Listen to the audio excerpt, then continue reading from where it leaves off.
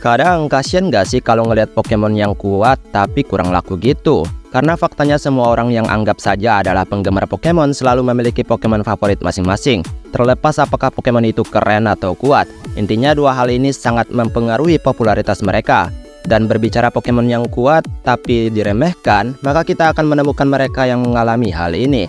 Padahal dari segi kegunaan, beberapa Pokemon ini cukup menguntungkan untuk digunakan.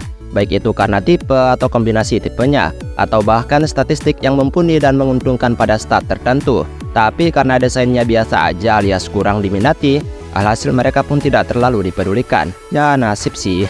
Yaudah deh kalau begitu mari langsung saja kita masuk ke daftarnya. Let's go. Empoleon.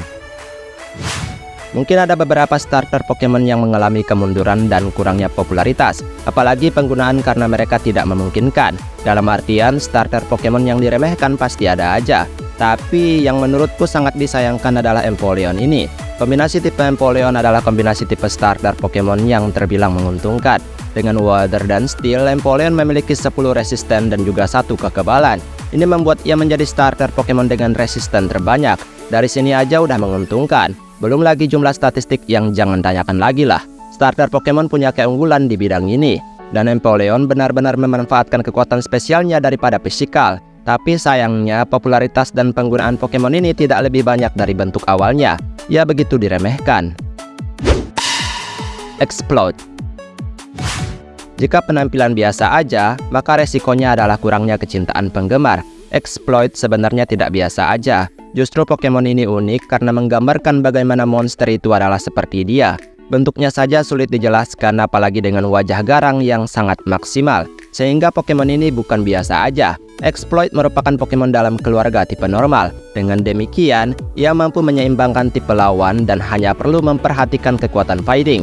Dan jangan lupakan Pokemon ini mampu mempelajari move beragam. Dan berbicara statistik, tentu Exploit yang merupakan tahap akhir dari dua pra-evolusinya telah meningkatkan jumlah statistiknya, terutama HP, attack, dan special attack-nya yang bagus. Tapi sayangnya Pokemon ini masih diremehkan. Tangrowth. Sedari awal, Tangela yang merupakan tahap awal Pokemon ini memang sudah diremehkan. Pokemon ini merupakan salah satu dari banyaknya Pokemon generasi pertama yang amat terlupakan. Terlebih tipe dan juga penampilannya yang kurang diminati. Dengan evolusinya menjadi Tangrowth, sepertinya pengembang game ingin mereka kembali dikenal. Tapi kenyataannya, Pokemon ini tetap saja mengalami penurunan. Dari banyaknya Pokemon evolusi lanjutan di generasi keempat, Pokemon ini bisa dibilang yang paling jarang dilirik. Padahal berbicara statistik, total 535 adalah jumlah yang cukup standar. Meskipun menurunkan special defense dan speed, tapi statistik Tangrowth bagus di sisanya yang berada di maksimal 100. Tapi penampilannya adalah bagian dari kurangnya minat para pelatih, terlepas dari apa yang bisa ia berikan. Nidoqueen. Nidoking adalah Pokemon generasi pertama yang sangat populer penggunaannya. Kombinasi tipe dan statistiknya membuat Nidoking menerima lebih banyak cinta dan kepuasan terhadap pelatih. Apalagi penampilan ganas yang terpancar dari Pokemon ini membuatnya semakin menarik perhatian. Dan mungkin faktor ini mengapa pasangannya yaitu Nidoqueen bisa sangat diremehkan.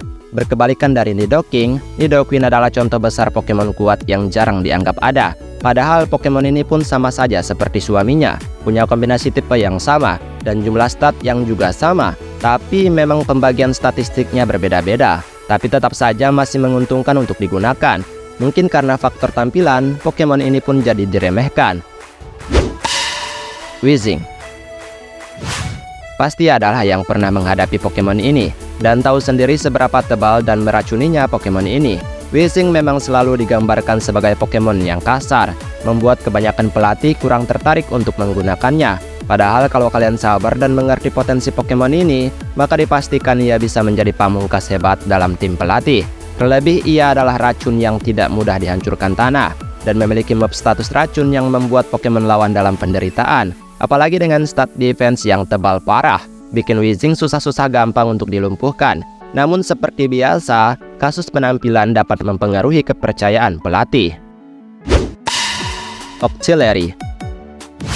Kalau yang ini jangan ditanya lagi lah. Octillery adalah contoh dari sedikit Pokemon yang memiliki penggunaan move yang bervariasi. Ini dikarenakan ia memiliki mulut seperti penembak tank. memungkinkan ia mengeluarkan banyak variasi kekuatan dalam satu tipe water. Meskipun speed atau kecepatannya mungkin cukup rendah, tapi Auxiliary telah memaksimalkan statistik attack dan special attack-nya untuk meningkatkan fungsi kekuatannya yang beragam. Dalam kelebihan ini, Auxiliary masih menjadi Pokemon yang diremehkan. Kalau penampilan menurutku nggak yang biasa aja. Cukup keren tahu ngelihat Pokemon Gurita mirip tank gini. Apalagi dia berevolusi cukup cepat yaitu di level 25. Melamar. Pokemon yang sangat jahat, bahkan menggabungkan kedua tipe yang menyeramkan, yaitu Dark dan juga Psychic, sekaligus berpenampilan mengerikan. Cukup tidak masuk akal melihat Sotong berenang di darat, tapi melamar adalah sebuah keunikan. Nah, dari kombinasi tipenya tadi, sadarkah kalian jika itu merupakan kombinasi tipe yang cukup unik dan berbahaya? Melamar memang lemah banget terhadap kekuatan tipe Bug, dan hanya punya satu kekebalan tanpa resisten. Tapi ini juga menguntungkan karena pada akhirnya kedua tipe yang disatukan padanya membuang masing-masing kelemahannya. Salazzle. Sumpah aneh banget kenapa Pokemon ini tidak populer. Masih cukup banyak orang yang melupakan Salazzle. Padahal jujur saja ya, desainnya keren banget loh ya. Inspirasinya juga unik dan punya kombinasi tipe yang langka yaitu Poison Fire. Kombinasi tipe ini pada akhirnya memberikan Salazzle 8 resisten dan 4 kelemahan. Ini seimbang karena Pokemon ini pun mampu membakar Steel yang menjadi kelemahan utama Poison.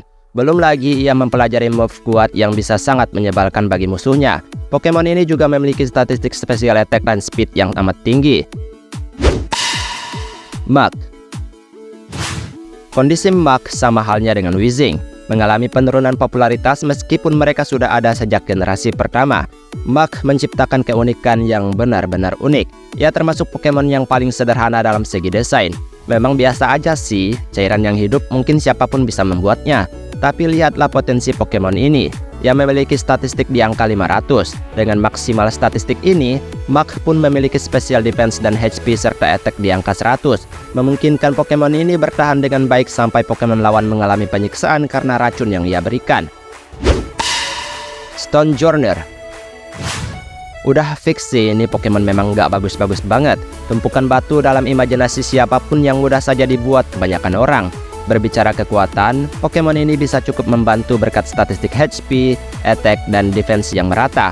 Tapi sudahlah, sebenarnya kuat juga tergantung penggunaan pelatihnya ya. Tapi kebayang nggak sih ngelihat Stonjourner duduk menikmati sunset dan melamun karena merasa tidak dibutuhkan?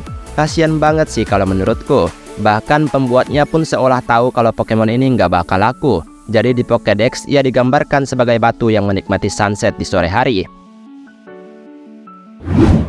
Dan itulah beberapa Pokemon kuat tapi diremehkan karena biasa aja. Biasa aja dalam artian penampilan. Terlepas dari fakta ini, mereka pastinya masih punya penggemar yang mungkin tidak sebanyak Pokemon kuat lainnya.